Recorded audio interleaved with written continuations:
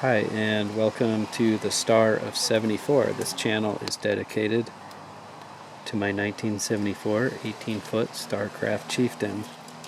In this episode, we remove the outboard motor on a budget using tools and items that we already had laying around.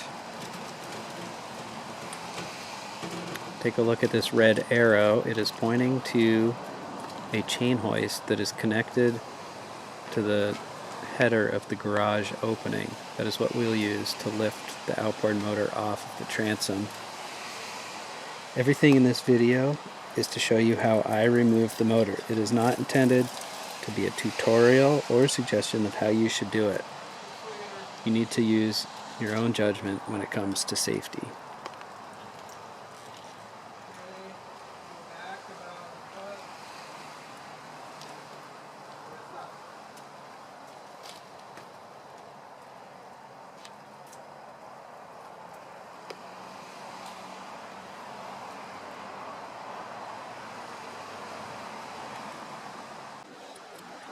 Here we're removing items from the port side of the motor.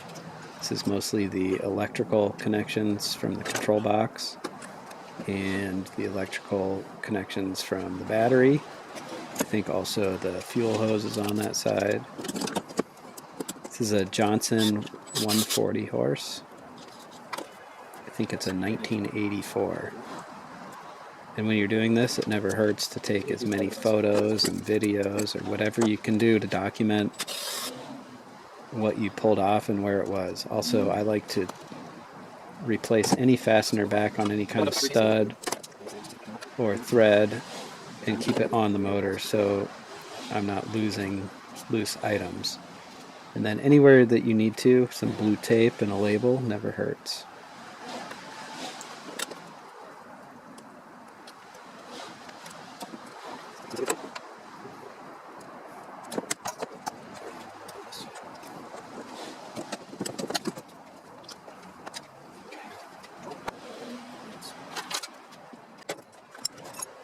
And now onto the starboard side of the motor. This is the shift and throttle cable. And just making sure to keep all the parts and pieces organized and document where everything came from.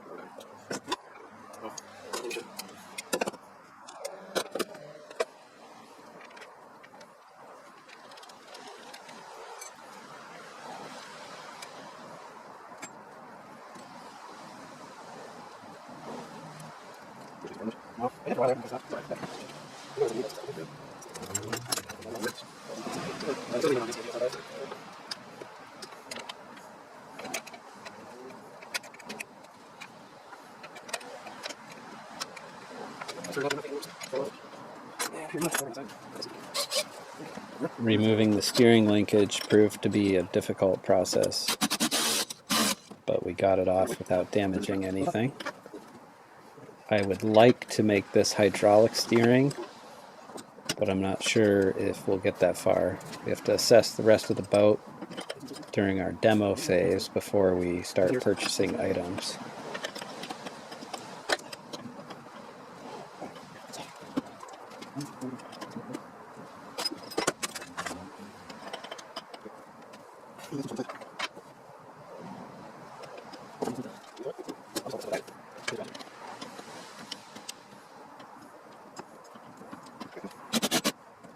The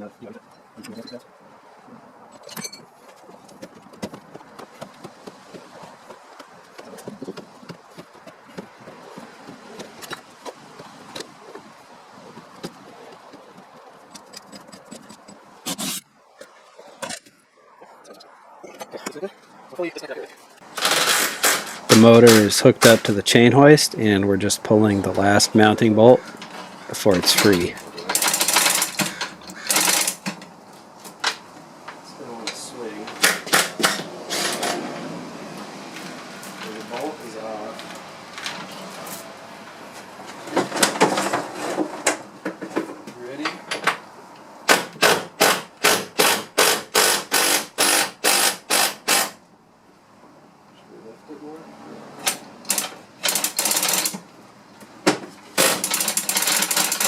About to come off. You ready? Does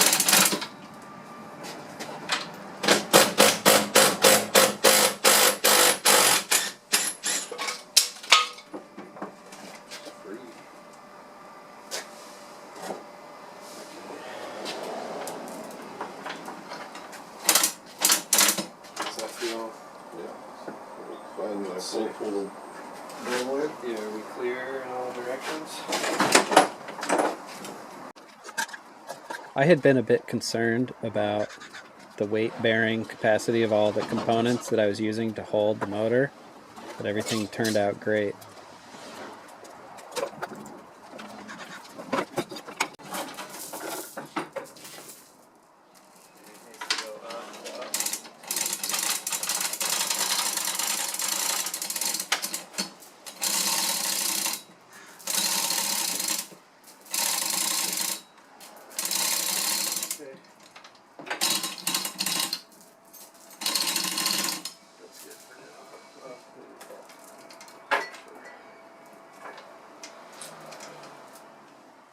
Okay, so here's a little closer look at my rigging.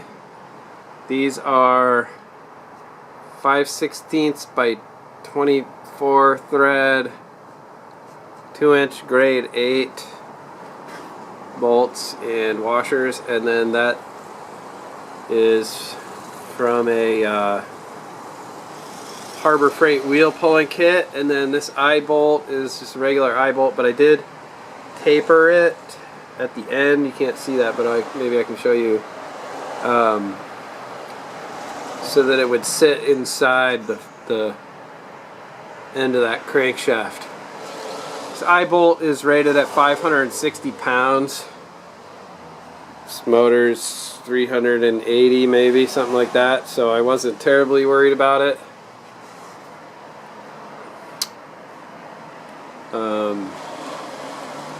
Kind of tightened everything down and then cinched that in. It all worked out just fine.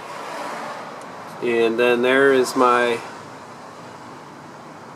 anchor point. That is a Simpson CS16 maybe that was in the scrap pile on my job site, and I bent it and then secured it with some 3-inch screws to this 6x, oh man, this focus is horrible, by this 6x6 or whatever. Anyway, we're talking minimal weight, and then having this locked in, having that taper on the end of the eye bolt I think was important to just keep everything locked in. And then here's that stand that you saw the episode 1. I kind of using this plywood and shear to make the stand have less bracing and stuff. It seems really stout. I wasn't sure, but now that I've got it here, I'm not worried about it one bit. Has a nice little shelf on the back that's kind of keeping these legs from spreading or coming out, but also like be able to put a battery there and some other stuff, and put some hooks on here, maybe have the controls on there for when we try to fire this thing up. Ignore the background. This garage is a complete pile right now, and that's just how it is right now. So we are fully off of the boat. No big deal. It was really cool. Hopefully some of that other footage worked out. It was a bit of a rush job. My buddy James came over to help me, and just trying to get it in between other things that had to be done.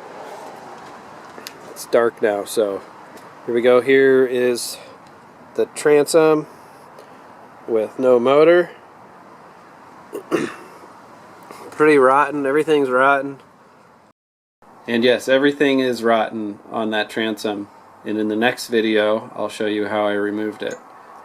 Here's a view of the taper that I ground into the eye bolt. And you can see the end of the crankshaft has a similar angle in it, and those two mate, and that's what held everything together as I lifted the motor off of the boat.